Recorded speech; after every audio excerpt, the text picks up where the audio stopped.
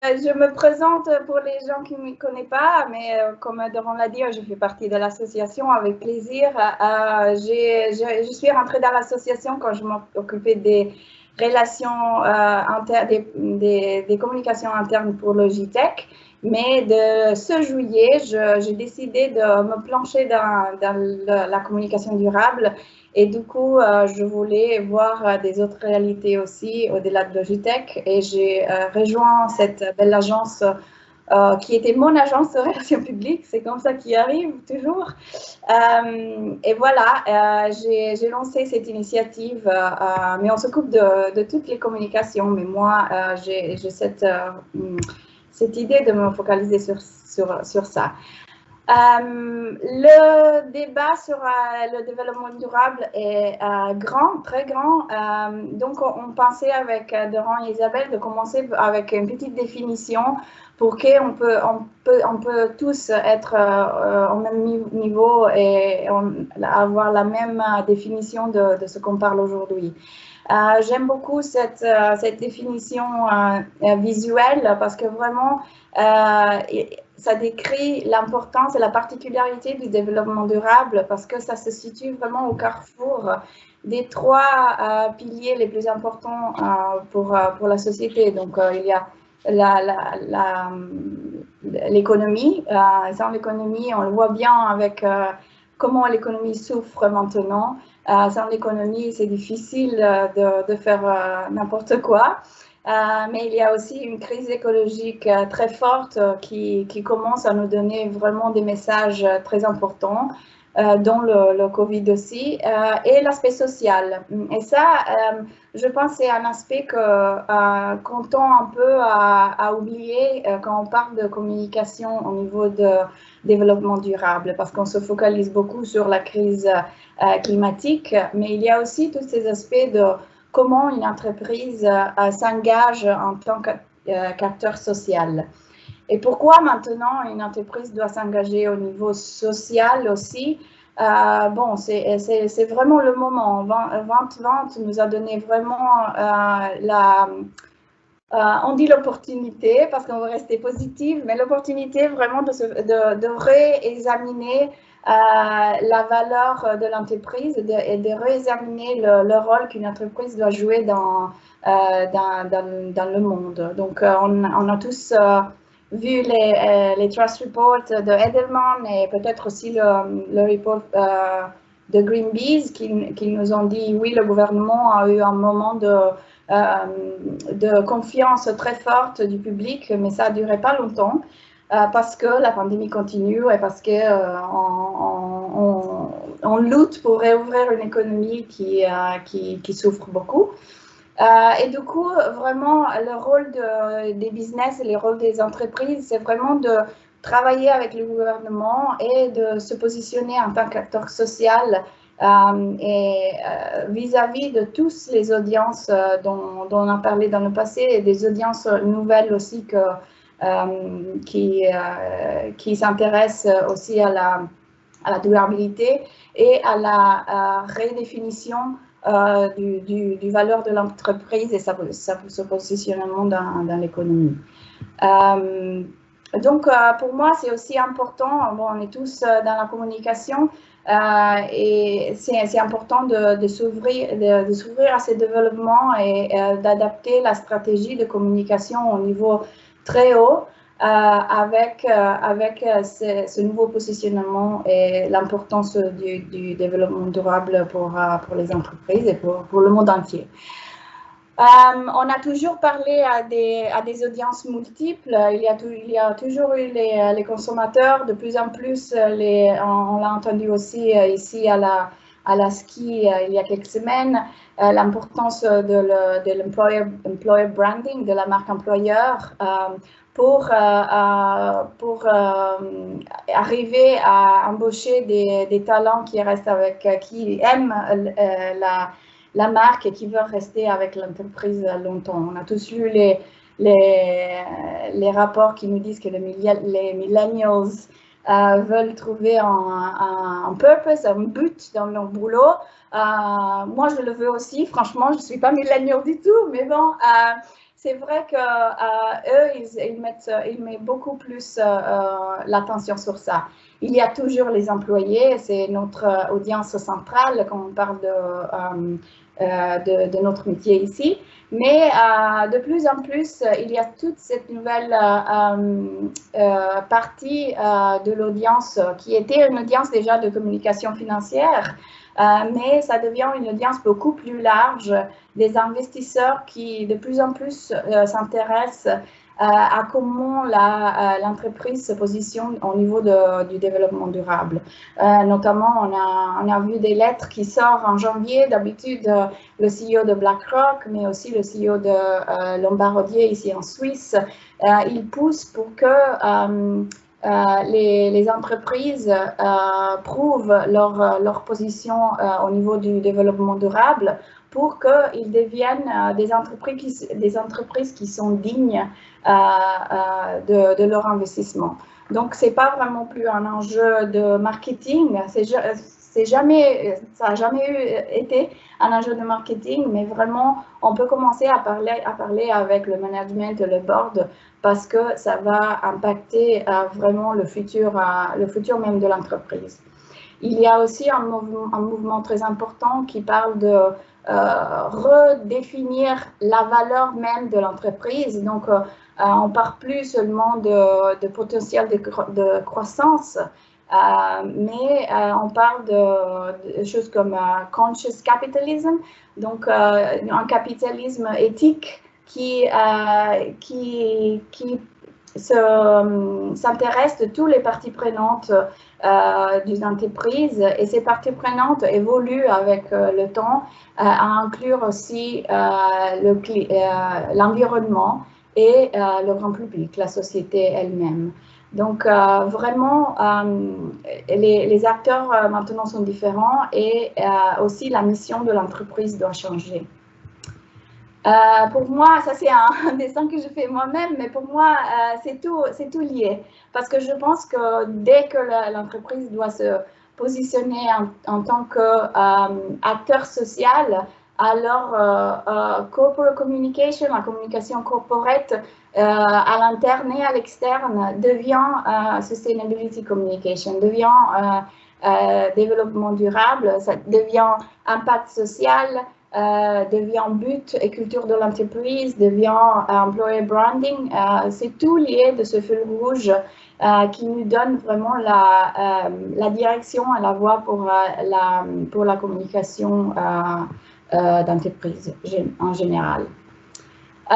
Et ici, pour moi, les employés, on va voir un peu plus en détail dans les prochaines slides. Pardon, je manque le mot en français de temps en temps. Les employés jouent un rôle très important parce que, comme d'habitude, ils sont les ambassadeurs des valeurs et de la culture d'entreprise. Donc, je pense qu'ils doivent être notre première audience quand on est au début du chemin et on est en train de redessiner la mission de l'entreprise, de redessiner la voie vers un développement durable pour s'engager avec eux pour deux importantes questions. La première, c'est qu'ils peuvent nous donner des retours, du feedback qui est très important et précieux pour réajuster un peu les messages qu'on va pouvoir utiliser au dehors de l'entreprise avec toutes les audiences qui sont au dehors de notre 4 murs. Mais aussi parce que si on les engage au tout début, ils vont devenir des ambassadeurs très importants pour l'entreprise elle-même, pour la marque vis-à-vis des consommateurs, mais aussi pour la marque en tant qu'employeur. Je comprends très bien qu'on a un public aujourd'hui très varié. Il y a certains d'entre vous qui sont déjà bien au-delà des premiers pas sur le développement durable. Donc, je m'excuse avec eux, mais je voulais un peu faire le point sur les 10 étapes. On peut en parler si vous voulez en ajouter quelqu'un ou enlever. Je suis prenante du feedback aussi. pour surtout éviter de rentrer dans ces débats trop vite et de se faire accuser du fameux greenwashing. Il y a des marques à tout niveau qui ont été accusées de ça, et je pense l'important, c'est toujours d'être transparent et honnête. Personne n'est parfait, et il n'y a pas une marque, je pense, même Patagonia, il n'y a pas une marque qui est complètement parfaite. On a tous un impact sur l'environnement et on doit communiquer d'une façon honnête. Et il y a l'autre côté du greenwashing qui est intéressant pour moi aussi, et c'est le greenhushing. Il l'appelle comme ça, c'est la peur que certaines entreprises plus petites ont de rentrer dans ces débats, justement parce qu'ils ont peur d'être critiqués. Mais alors, je pense l'important, c'est de faire les devoirs avant d'aller en face du professeur, je pense, comme à l'école. Et donc commencer en s'assurant que, comme le disent les Anglais, la maison est un ordre. Donc, faire un peu un bilan de ce qui se passe dans l'entreprise, de comment on produit les produits, et voir un peu où on est, identifier où on n'a vraiment pas de visibilité. C'est surtout souvent dans la chaîne, dans la supply chain, il y a peut-être des fournisseurs qui sont loin de la Suisse. Donc, comment on peut s'engager avec eux pour éclairer cette voie et avoir les informations dont on a besoin. Comprenez pourquoi la durabilité est importante pour votre entreprise. C'est vraiment s'asseoir avec le management, le board, et discuter avec eux comment la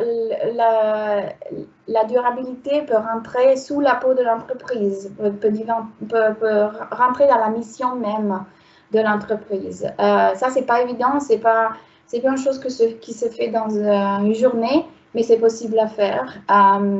Et à ce moment-là, on commence à avoir un point de départ pour puis fixer des objectifs, mettre en place des processus avec lesquels on va mesurer les améliorations dans le temps. Puis on commence à faire les premiers pas, on commence à communiquer à l'interne, on commence à redéfinir un peu la stratégie et à créer un schéma très visible, très clair vers une vision ultime où on veut arriver à un vente 30 ou un vente 50. On espère qu'on va tous être là. Il faut surtout, je veux le dire 2 fois dans mes 10 étapes, parce que je pense que c'est très important. Il faut reconnaître les étapes importantes pour pouvoir communiquer tout le temps, 24/24, ou au moins le plus possible, pour montrer avec les actions le parcours qu'on est en train d'entamer. Il faut devenir un éditeur. On a beaucoup parlé avec Isabelle de cette définition, parce que c'est difficile pour moi de l'expliquer en français, mais c'est vraiment l'idée de regarder toutes les plateformes qui sont à notre disposition, le site web, les médias sociaux, les sites internes. Toutes ces plateformes doivent avoir de plus en plus de contenu qui raconte l'histoire du parcours envers la vision ultime. Et enfin, il faut se rappeler tout le temps que c'est une marathon, ça va prendre longtemps, c'est pas un sprint. Donc, c'est pas un projet qu'on commence en janvier et on finit en décembre, et puis on fait un post-mortem et c'est fini. Non, c'est un engagement qui nous porte au fur et à mesure dans les années de l'entreprise, et donc il faut trouver des étapes importantes aussi pour faire un peu la fête, pour faire si que l'élan continue et ne s'arrête pas au premier projet.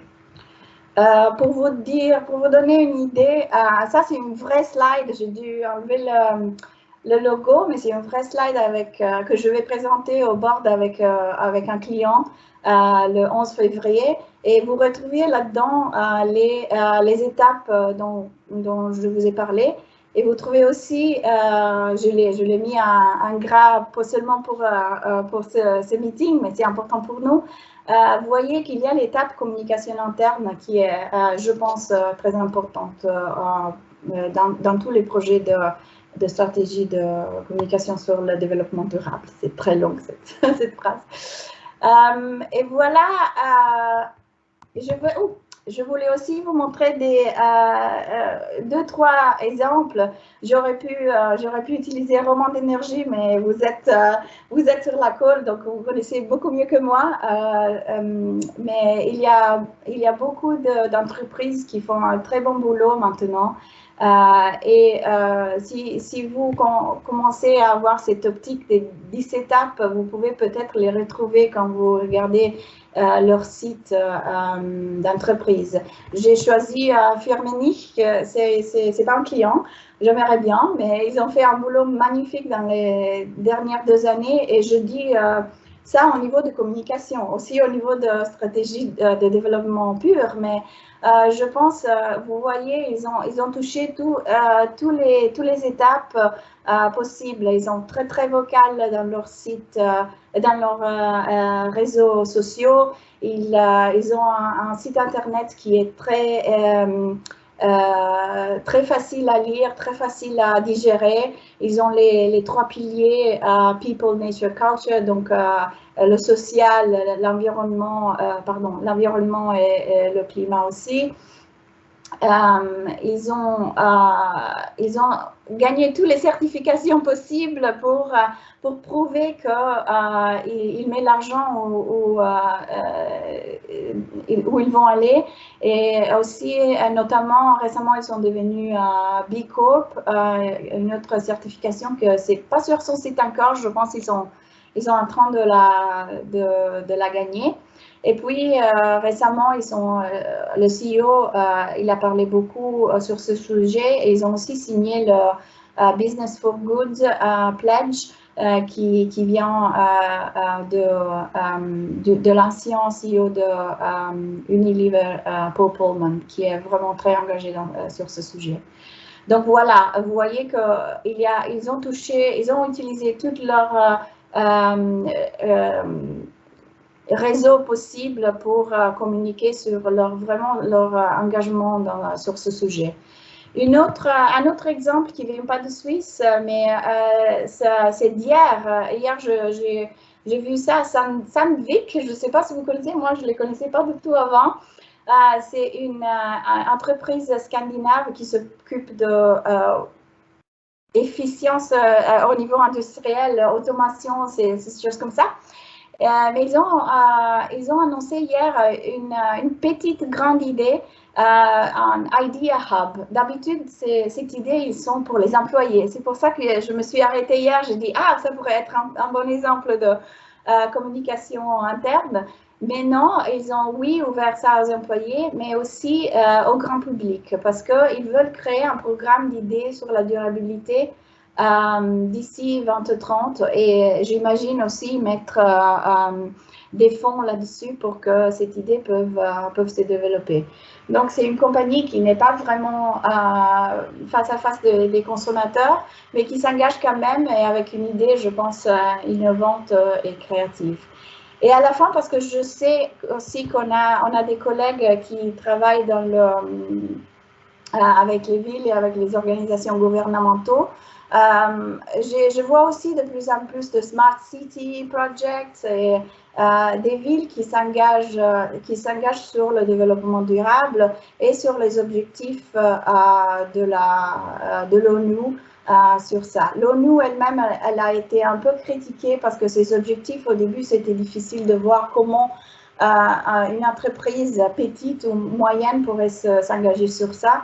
Mais je vous encourage de les regarder un peu plus de près si vous ne l'avez pas déjà fait parce qu'il y a de plus en plus de projets comme ici en Suisse, il y a un projet qui s'appelle Swiss Triple Impact, qui est un projet qui a été lancé par le gouvernement fédéral en collaboration avec B Corporation, qui justement aide les entreprises à choisir le bon objectif et mettre des plans en place pour arriver à ces objectifs. Et il y a aussi le World Business Council for Sustainable Development, c'est WBCSD, blablabla. C'est basé à Genève. Et eux, ils ont lancé un programme pour les femmes entrepreneurs qui veulent choisir des objectifs de développement durable pour leur entreprise. Donc, il y a de plus en plus de petits projets comme ça qui peuvent aider à la compréhension et aider au bon développement des objectifs pour une entreprise. Ouf, et voilà, c'est tout.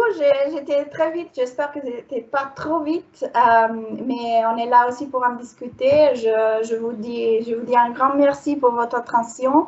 Je vois pas vos visages, donc c'est difficile de voir si c'était intéressant pour vous. Mais si vous voulez continuer la communication après la fin de notre réunion, vous avez tous mes contacts et Isabelle et Doron vont vous envoyer aussi la présentation. Donc, un grand merci de mon côté et je suis contente de recevoir des questions si vous les avez. Merci. Merci.